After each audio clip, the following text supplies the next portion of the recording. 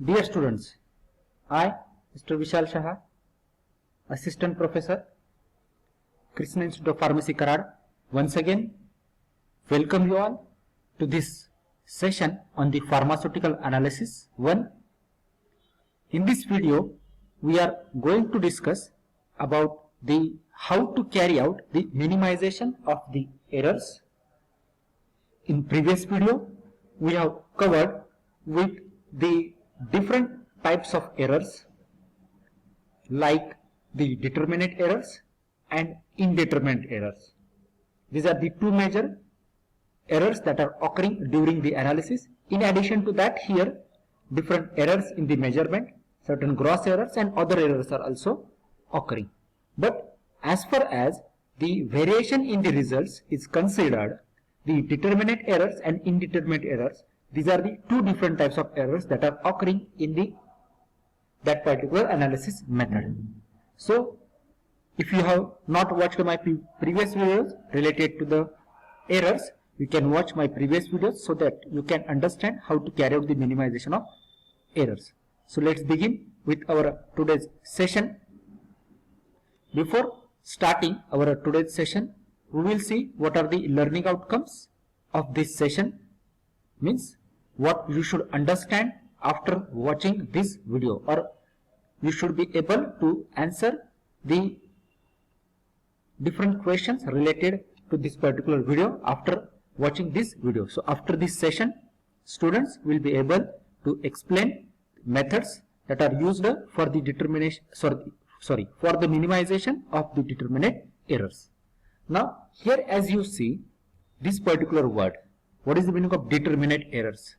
So if you recall in your memory, in previous video we have seen what is the meaning of determinate errors as well as the indeterminate errors. So during that I told you that whatever the determinate errors are there, these determinate errors can be minimized, they can be avoided, their magnitude can be determined, and that's why we can take certain measures to carry out the minimization of these determinate errors. But indeterminate errors are there, these are accidental and we don't have any control over the indeterminate errors. These are also known as, that's why they are also known as the random errors. So we don't have any control. But as far as the determinate errors are considered, we have control. By taking some small precautions, we can carry out the minimization of these types of the errors, or we can avoid these types of the different errors. So also we have seen that whatever the determinate errors are there, these determinate errors are of 5 different types, like personal errors. These personal errors are nothing but these are the errors which are occurring due to the incapability of that particular analyst. Then operational errors. These errors are mostly physical in nature and they are occurring when we are not going to use a proper analytical technique. Then errors that are related to the instrument and reagents. Then errors that are related to the method, which are also known as the methodic errors, and additive and proportional errors. So here in this video we are going to see different measures that we can take to carry out the minimization of these types of the errors. So the determinate errors, another thing that you have to recall or remember is that here we can, or any analytical method, we can only carry out the minimization of determinate errors. So we cannot carry out the minimization of indeterminate error. So whatever these methods that we are going to see right now, these methods are only applicable for minimization of determinate errors. Now first method that is used to carry out the minimization of the determinate errors is running a blank titration or determination. So actually there are 8 different ways are there by which we can carry out the minimization of the errors. Now in this video we are going to cover first 4 ways by which we are going to carry out the minimization of the errors, and in next video we will cover the remaining 4 methods that are used for the minimization of the determinate errors. Now running a blank determination. Now blank means what?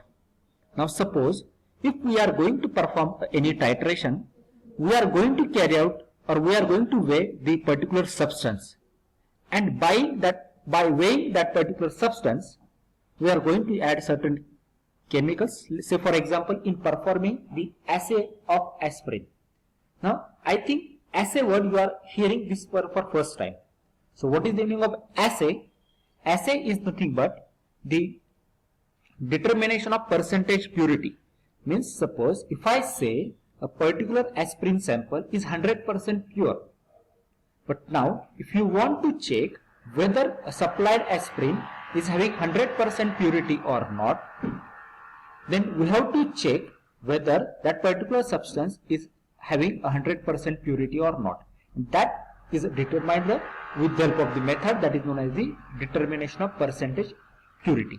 Now when we are going to perform the assay of aspirin, what we are going to do? We are taking a small quantity or required quantity of the aspirin, in which we are going to carry out the addition of the base or alkali. So for example, sodium hydroxide. Okay, so now what happens? Now running a blank determination means what?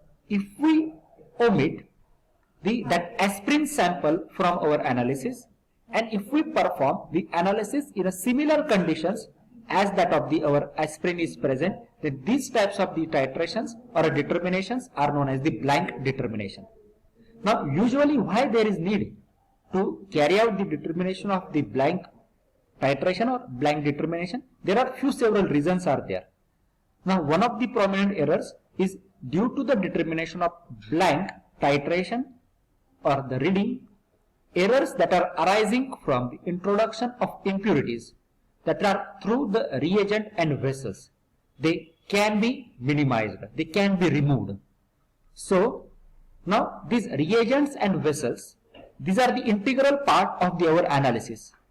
So it is very uncommon that our reagents and vessels are not consisting of any impurities.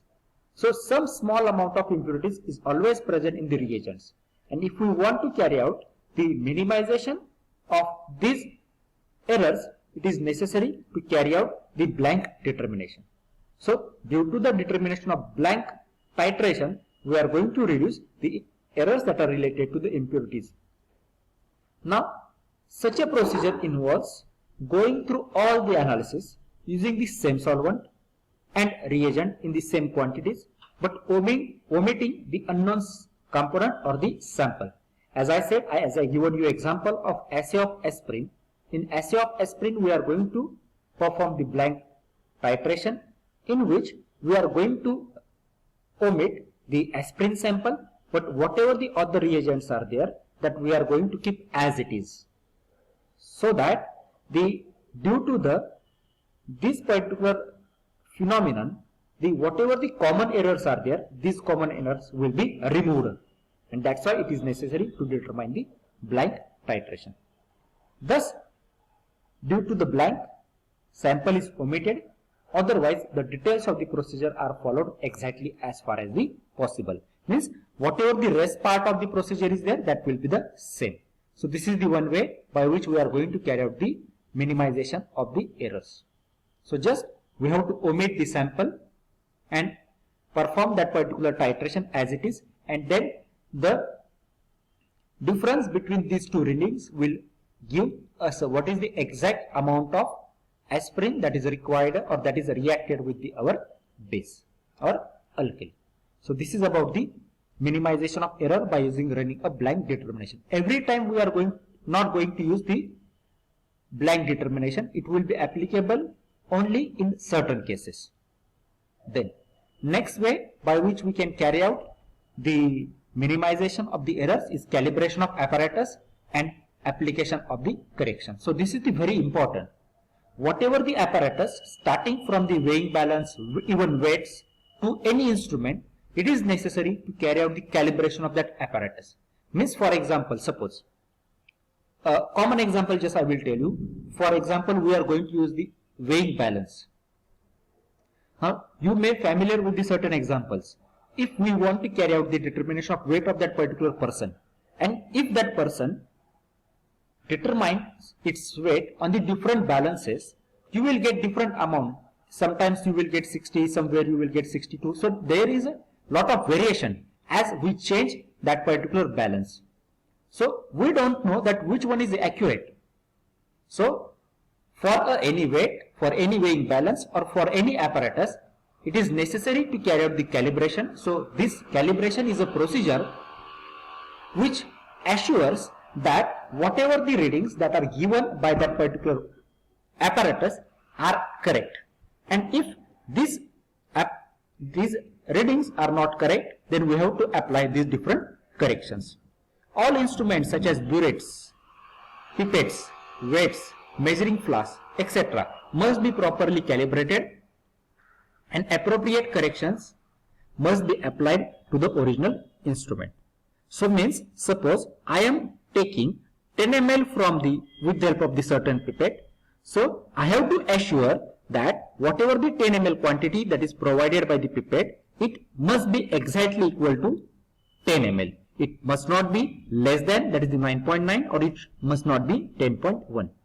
So with the help of the calibration procedure, we can assure that exactly that volumetric pipette is giving 10 ml. So this is about the calibration of the apparatus and application of the correction. Suppose with the help of that pipette, suppose I am getting 10.1 as a reading. So I will make a correction that that particular pipette is providing 10.1 ml. So this is about the calibration of the apparatus and application of the corrections. Now the third way by which we are going to carry out the minimization of the errors is running a controlled determination. Now it consists in carrying out a determination under identical experimental conditions as far as possible upon quantity of a standard substance. So here what we are going to do, now suppose we are going to perform the similar experiment or the analysis, then we have to assure that the conditions that are determined or conditions that are used, they must be controlled, means in identical condition. For example, temperature, humidity. So these are having certain factor, certain effect on that particular analysis, because as temperature changes, the viscosity of that particular reagents that are solvents that are used in that analysis changes, which may be having effect on the analysis. Also similar to the humidity. So these are the only two factors. So whatever the analysis that is to be determined, that analysis must be performed in identical condition. Now for example, here also, now as I said, it consists in carrying out a determination under identical experimental condition as far as possible upon a quantity of a standard substance which contains the same weight of the constituent as it contained in the unknown sample.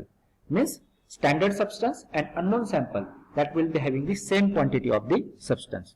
Now the weight of the constituent X in the unknown then can be calculated by using formula result found for the standard divided by weight of constituent in the standard, that is equal to result found for unknown divided by the X. This X is nothing but the weight of the constituent that is present in that particular sample.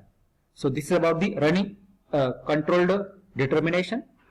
Then another way is there by which we are going to minimize the errors is running a parallel determination. In case of parallel determination, it check the result of a single determination and indicate only precision of the analysis. Now what is the meaning of precision? That we will discuss in afterward sessions. The values obtained in parallel determination should agree well among themselves. Then this value should not vary by more than 3 parts per thousand, and if larger variations are shown in determination, must be repeated until satisfactory concurrence is not obtained. So in parallel determination, we are going to carry out the determination only once in a single determination. And if the variation is observed in this particular analysis, then we have to repeat that particular determination until we are getting the same results. A good agreement between the duplicate, triplicate means similar type of the analysis we have to perform 2 or 3 times. Does not justify the conclusion, but it merely show that the accidental errors or variations can be minimized. Now this is the exercise for you.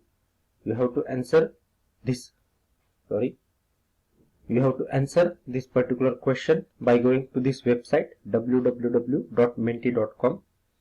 You have to use this code 8132220 and you have to give the answer for this question. Thank you. If you have any queries related to the pharmaceutical analysis, then you can contact me on shahvishalvi99@gmail.com. And if you like the content of my channel, please like my videos, share with your friends and subscribe to my YouTube channel. Thank you very much.